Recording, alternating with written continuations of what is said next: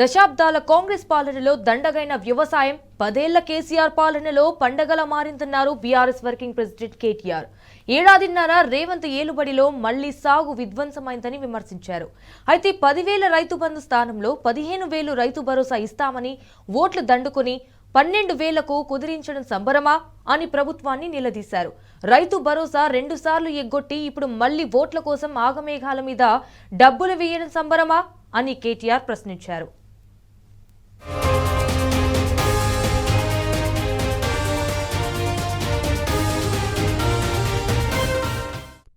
ఇక వ్యవసాయం అంటే రైతు భరోసా ఒక్కటేనా అని ప్రభుత్వాన్ని ప్రశ్నించారు కేటీఆర్. సాగునీటితో రైతుకు ప్రోత్సాహం ఇచ్చి ఉచిత కరెంటుతో సాగుకు ఊతమిచ్చి పంట పెట్టుబడికి రైతు బంధుతో వెన్నుదన్నుగా నిలిచింది బీఆర్ఎస్ ప్రభుత్వం అని చెప్పారు.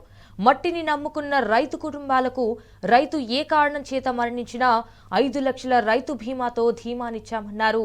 100% పంటల కొనుగోళ్లలో వ్యవసాయానికి భరోసానిచ్చిన దార్శనికుడు కేసీఆర్ అని తెలిపారు.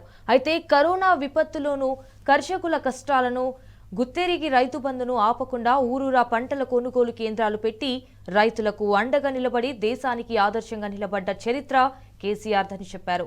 ఇటు ఏడాదిన్నర కాంగ్రెస్ పాలనలో రైతుల కోసం ఏం చేశారని సంబరాలు చేస్తున్నారని ప్రశ్నించారు.